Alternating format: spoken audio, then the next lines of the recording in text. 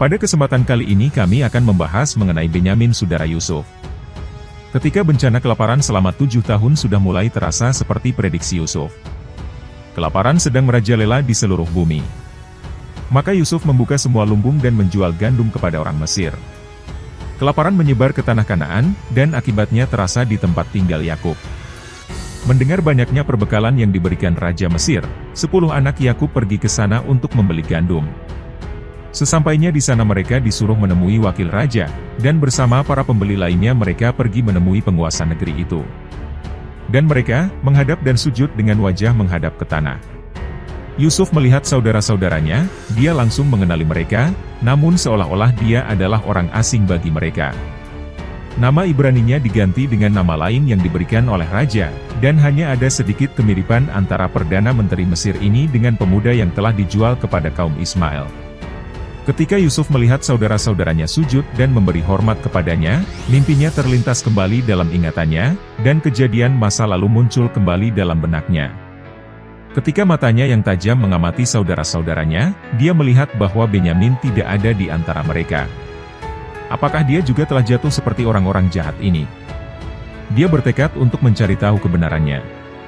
"Kalian pengintai," katanya dengan suara nyaring, "kalian datang untuk melihat di mana tanah ini tidak dijaga." Mereka menjawab, "Tidak, tuanku. Pelayanmu hanya datang untuk membeli makanan.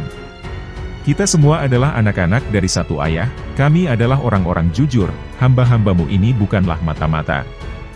Ia ingin mengetahui apakah orang-orang tersebut masih memiliki sifat kejam seperti saat ia masih bersama mereka, dan ia juga ingin mendapatkan informasi dari mereka mengenai rumah tangganya, namun dia juga tahu betul bahwa ada kemungkinan kesaksian mereka salah. Dia mengulangi tuduhan itu, dan mereka menjawab, "Ini adalah 12 dari hamba-hambamu, kami bersaudara, anak-anak dari satu ayah di tanah Kanaan, tetapi yang bungsu sekarang bersama ayah kami, dan yang satu sudah tidak ada lagi." Bertingkah seolah-olah meragukan kebenaran cerita mereka, dan masih menuduh mereka sebagai mata-mata, sang penguasa mengatakan bahwa ia akan menyelidiki mereka dengan menuntut agar mereka tetap berada di Mesir sampai salah satu dari mereka pergi dan kembali bersama adik bungsunya. Jika mereka tidak menyetujuinya, maka mereka akan diperlakukan sebagai mata-mata. Dan anak-anak Yakub tidak dapat menyetujui rencana tersebut karena waktu yang dibutuhkan untuk melaksanakannya cukup lama sehingga keluarga mereka akan menderita kekurangan makanan, dan siapa di antara mereka yang harus bepergian sendirian dan meninggalkan saudara-saudaranya di penjara? Bagaimana dia bisa menemukan ayahnya dalam kondisi seperti itu? Tampaknya bagi mereka mungkin mereka akan dibunuh atau dijadikan budak, dan jika Benyamin dibawa kepadanya, mungkin dia juga akan mengalami nasib yang sama. Mereka memutuskan untuk tetap bersama dan menderita, daripada menambah kesedihan ayahnya karena kehilangan anak satu-satunya yang tersisa. Oleh karena itu mereka dimasukkan ke dalam penjara, selama 3 hari mereka tinggal di dalamnya. Selama Yusuf berpisah dengan saudara-saudaranya, sifat anak Yakub ini pun berubah. Mereka dulunya pencemburu, sulit dikendalikan, penuh tipu daya, kejam dan pendendam, namun saat ini, ketika diuji dengan kesulitan hidup, mereka tidak egois, jujur satu sama lain, tunduk pada ayahnya, dan mereka sendiri yang sudah setengah umur menaati otoritas ayahnya. 3 hari di penjara Mesir adalah hari-hari yang pahit ketika mereka merenungkan dosa-dosa mereka di masa lalu. Kecuali jika Benyamin dibawa ke hadapannya, tuduhan bahwa mereka adalah mata-mata sepertinya tidak bisa dihindari, dan hanya ada sedikit harapan bagi mereka untuk mendapatkan persetujuan ayah mereka untuk melepaskan Benyamin. Pada hari ketiga Yusuf memanggil mereka untuk menghadap dia. Dia tidak berani menahannya lagi. Ayah Tenhi dan keluarganya sudah menderita kekurangan makanan. Dia berkata, "Lakukan ini, maka kamu akan hidup, aku takut akan Tuhan. Jika kamu orang yang jujur, biarlah salah satu saudaramu tetap terkurung di rumah penjara, tetapi pergilah, bawalah gandum untuk meringankan rasa lapar seisi rumahmu. Tetapi kamu harus membawa adik bungsumu kepadaku, agar perkataanmu menjadi kenyataan dan kamu tidak mati." Mereka setuju menerima usulan tersebut meski mereka juga menyatakan bahwa kecil harapan ayah mereka akan mengizinkan Benyamin ikut bersamanya. Yusuf berbicara kepada mereka melalui seorang penerjemah, dan mereka tidak mengira bahwa penguasa ini memahami bahasa mereka, mereka dengan bebas berbicara satu sama lain di hadapannya. Mereka menuduh diri mereka sendiri sehubungan dengan perlakuan mereka terhadap Yusuf. Sesungguhnya kami menanggung akibat dosa kami terhadap saudara kami. Tidakkah kami lihat bagaimana hatinya gundah ketika dia memohon ampun kepada kami, namun kami tidak mendengarkan permohonannya. Itulah sebabnya kesukaran ini menimpa kami. Kemudian Ruben menjawab mereka, bukankah sudah kukatakan kepadamu sebelumnya, jangan berbuat dosa terhadap anak itu. Tapi kamu tidak mendengarkan kata-kataku. Sekarang darahnya dituntut dari kita. Yusuf, mendengarkan percakapan itu, tidak dapat menahan perasaannya, lalu dia pergi dan menangis. Saat itu dia kembali kepada mereka dan memerintahkan Simeon untuk diikat di apan mereka, dan dimasukkan ke dalam penjara. Dalam perlakuan kejam terhadap saudaranya, Simeonlah yang menjadi duri di tanah dan pelaku utama, dan oleh karena itu pilihan ada di tangannya. Sebelum melepaskan saudara-saudaranya, Usu memerintahkan agar mereka diberi gandum, dan juga agar masing-masing uang mereka dimasukkan secara diam-diam ke dalam mulut karung gandumnya. Keledai mereka juga diberi makan untuk perjalanan pulang. Di tengah perjalanan salah satu dari mereka, ketika membuka karung gandumnya, terkejut menemukan tas berisi koin perak di dalamnya. Ketika hal ini diberitahukan kepada yang lain, mereka menjadi panik dan cemas, lalu berkata satu sama lain, apa yang telah dilakukan Tuhan terhadap kita? Haruskah mereka menganggap hal ini sebagai tanda kebaikan dari Tuhan, ataukah Dia membiarkan hal ini terjadi untuk menghukum mereka atas dosa-dosa mereka dan menjerumuskan mereka ke dalam penderitaan yang lebih besar? Mereka menyadari bahwa Tuhan telah melihat dosa-dosa mereka, dan sekarang Dia sedang menghukum mereka. Dengan penuh kerinduan Yakub menantikan kepulangan anak-anaknya, dan ketika mereka tiba seluruh keluarganya berkumpul mengelilingi mereka sambil menceritakan kepada ayah mereka segala yang telah terjadi. Kepanikan dan kecemasan memenuhi hati mereka. Tingkah laku pemerintah Mesir tersebut seakan-akan menunjukkan adanya niat jahat, dan ketakutan mereka semakin menguat ketika mereka membuka karung gandum yang masing-masing berisi uang mereka. Dalam kepedihan hatinya, ayah tua itu berseru, engkau membuatku kehilangan anak-anakku, Yusuf sudah tiada, dan Simeon sudah tiada, sekarang engkau ingin mengambil Benyamin juga. Akulah yang menanggung semua itu. Ruben menjawab, kamu boleh membunuh kedua anakku, jika aku tidak membawa mereka kepadamu, serahkan dia ke dalam tanganku, dan aku akan membawanya kembali kepadamu. Nada bicaranya yang kasar tidak mampu menenangkan pikiran Jacob. Jawabannya adalah, anakku tidak akan pergi ke sana bersamamu, karena saudara perempuannya telah meninggal dan hanya dia yang tersisa. Jika suatu kecelakaan menimpanya di jalan yang akan kamu lalui, maka niscaya kamu akan menyebabkan aku yang berambut abu-abu ini turun ke dunia orang mati karena kesedihan. Namun musim panas terus berlanjut dan seiring berjalannya waktu, persediaan gandum yang mereka beli dari Mesir hampir habis.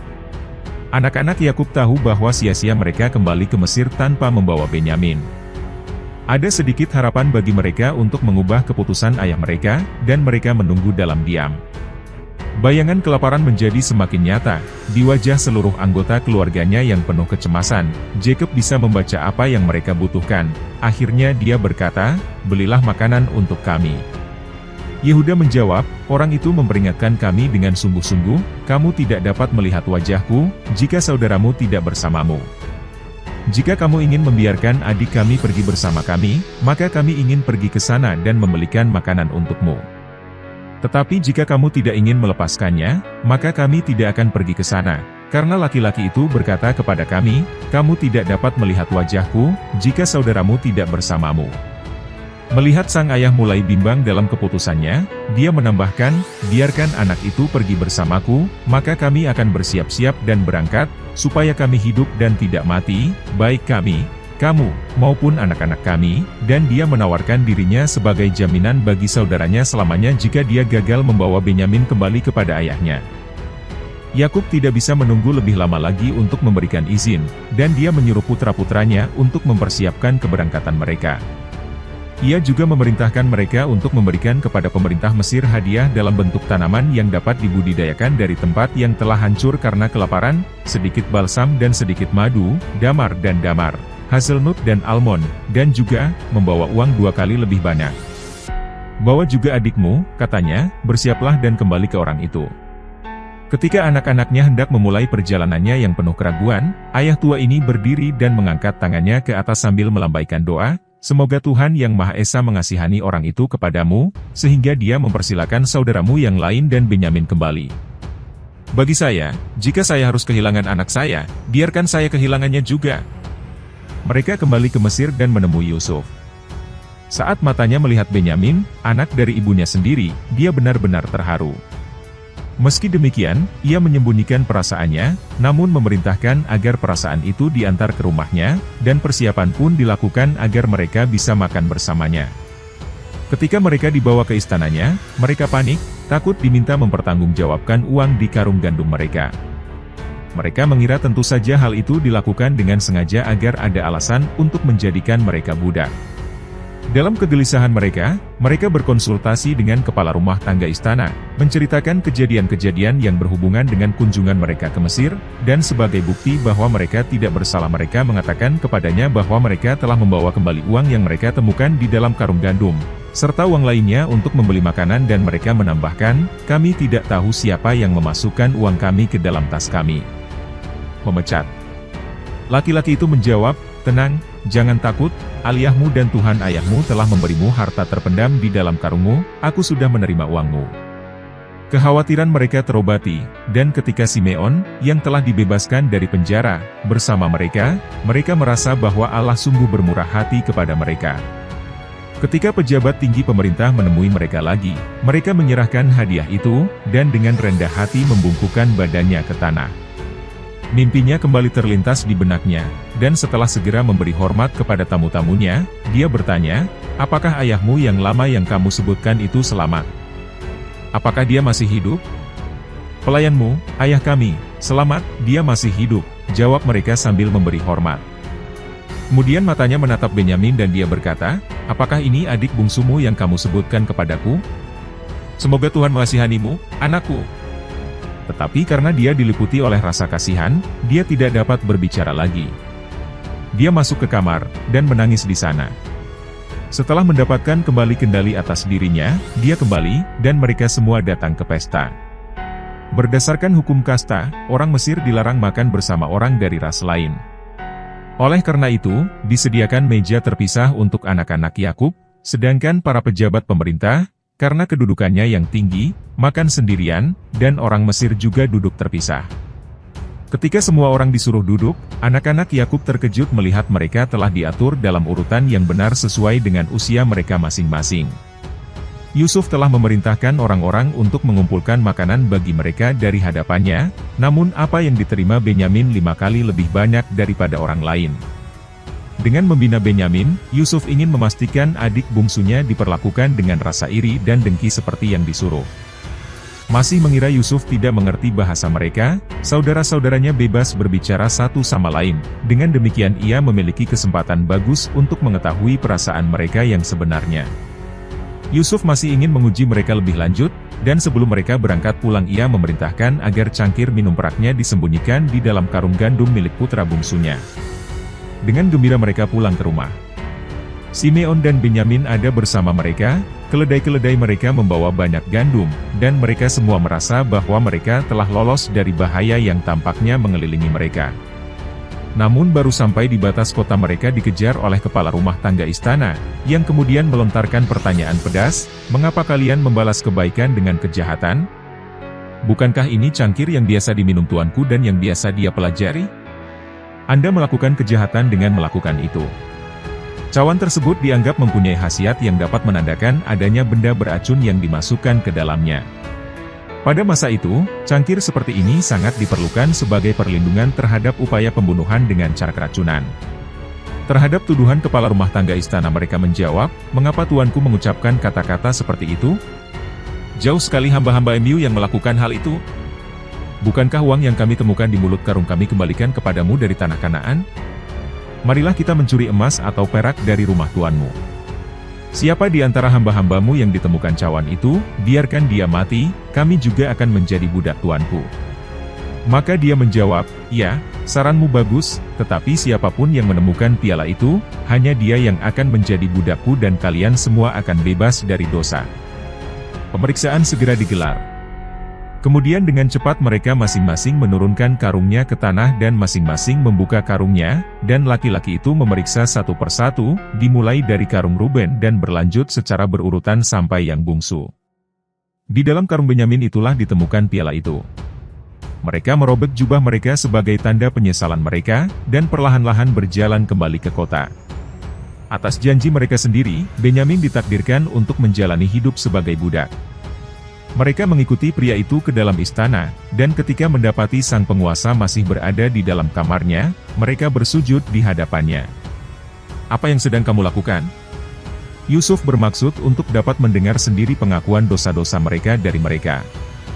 Dia tidak pernah mengklaim bahwa dia memiliki kekuatan untuk mengetahui hal-hal yang tersembunyi, namun dia ingin mereka percaya bahwa dia bisa membaca rahasia kehidupan mereka. Yehuda menjawab, "Apa yang harus kami katakan kepada tuanku? Apa yang harus kami jawab? Dan dengan apa kami harus membenarkan diri kami sendiri? Allah telah menunjukkan kesalahan hamba-Mu. Jadi disinilah kita, budak tuanku, baik kita maupun orang yang menemukan cawan itu." Maka Yusuf menjawab, "Aku tidak akan melakukan hal itu. Siapapun yang menemukan piala itu akan menjadi budakku, tapi kamu, kembalilah dengan selamat ke ayahmu." Dalam kepedihan hatinya, Yehuda mendekat kepada penguasa dan berseru, "Tolong bicaralah, tuanku, biarlah hamba-Mu ini berbicara sepatah kata pun kepada tuanku dan jangan biarkan kemarahan-Mu timbul terhadap hamba-Mu ini, karena tuan itu seperti Firaun." Dengan kata-kata yang sangat menyentuh, ia menjelaskan kesedihan ayahnya atas kehilangan Yusuf, dan keengganannya untuk membiarkan Benyamin pergi bersama mereka ke Mesir, karena hanya dialah anak yang ditinggalkan Rahel yang sangat disayangi Yakub. Katanya, "Apabila aku datang kepada hamba-Mu, ayahku, dan anak itu tidak ada bersama kami, padahal ayahku tidak dapat hidup tanpanya, niscaya akan terjadi, ketika ia melihat bahwa anak itu tidak ada, maka ia akan mati, dan hamba-Mu ini akan menyebabkan hamba-Mu, ayah kami yang beruban, turun ke dunia orang mati karena kesedihan. Tetapi hamba-Mu ini telah melahirkan anak itu terhadap ayahku dengan perkataan, jika aku tidak mengembalikan dia kepada ayahku, maka akulah yang selamanya berdosa terhadap ayahku. Oleh karena itu, sebaiknya hamba-Mu ini tetap menjadi hamba tuanku menggantikan anak itu, dan biarlah anak itu kembali bersama saudara-saudaranya. Mengapa aku harus kembali kepada ayahku, jika anak itu tidak bersamaku? Aku tidak akan rela melihat nasib yang menimpa ayahku." Yusuf merasa puas. Dia telah menyaksikan buah pertobatan sejati dalam diri saudara-saudaranya. Setelah mendengar tawaran besar dari Yehuda, dia memerintahkan agar semua orang kecuali saudara-saudaranya meninggalkan tempat itu, lalu sambil menangis keras-keras dia berseru, "Aku Yusuf. Apakah ayah masih hidup?" Saudara-saudaranya berdiri terpaku, dipenuhi ketakutan dan kebingungan. Penguasa Mesir, saudara mereka Yusuf yang mereka perlakukan dengan cemburu, dan mereka akan membunuh, dan akhirnya menjualnya sebagai budak. Semua perlakuan jahat mereka terhadapnya terlintas kembali dalam ingatan mereka. Mereka ingat bagaimana mereka mengejek mimpinya dan berusaha sekuat tenaga untuk mencegah pemenuhannya. Namun mereka telah melakukan bagian mereka dalam mewujudkan impiannya, dan sekarang kenyataan bahwa mereka berada di bawah kekuasaannya, niscaya dia akan membalas kejahatan yang telah mereka lakukan terhadapnya. Melihat kebingungan mereka, dia dengan ramah berkata, "Mendekatlah," dan ketika mereka sudah dekat dengannya, dia melanjutkan dengan berkata, "Akulah Yusuf, saudaramu, yang kamu jual ke Mesir. Tapi sekarang, jangan bersedih dan jangan mengasihani diri sendiri, karena kamu menjualku ke sini, karena untuk menjaga kehidupan, Tuhan mengutus aku sebelum kamu." Merasa bahwa mereka sudah cukup menderita karena kekejaman mereka terhadapnya, dia dengan murah hati mencoba untuk menghilangkan rasa takut mereka, dan meringankan perasaan pahit penyesalan mereka. Kemudian beliau melanjutkan, "Karena telah terjadi kelaparan di negeri ini selama 2 tahun dan selama 5 tahun berikutnya orang-orang tidak dapat membajak atau memanen. Maka Allah telah menyuruhku untuk mendahului kalian untuk menjamin keberlangsungan keturunan kalian di muka bumi ini dan untuk memelihara kehidupan kalian, agar sebagian besar dari kalian tertolong. Jadi bukan kamu yang mengirimku ke sini, tapi Tuhan, Dialah yang menjadikan aku ayah Firaun dan tuan atas seluruh istananya dan penguasa atas seluruh tanah Mesir. Segera kembalilah kepada ayahmu dan katakan kepadanya, inilah yang dikatakan Yusuf, putramu, Tuhan telah menjadikan aku tuan atas seluruh Mesir, Ayo jemput aku, jangan menunggu, kamu akan tinggal di tanah Goshen dan dekat denganku, kamu dan anak cucumu, kawanan ternakmu dan segala milikmu. Di sana aku akan menahan kamu karena kelaparan ini masih 5 tahun lagi, supaya kamu tidak jatuh miskin bersama seluruh rumah tanggamu dan semua orang yang bergabung dengan kamu.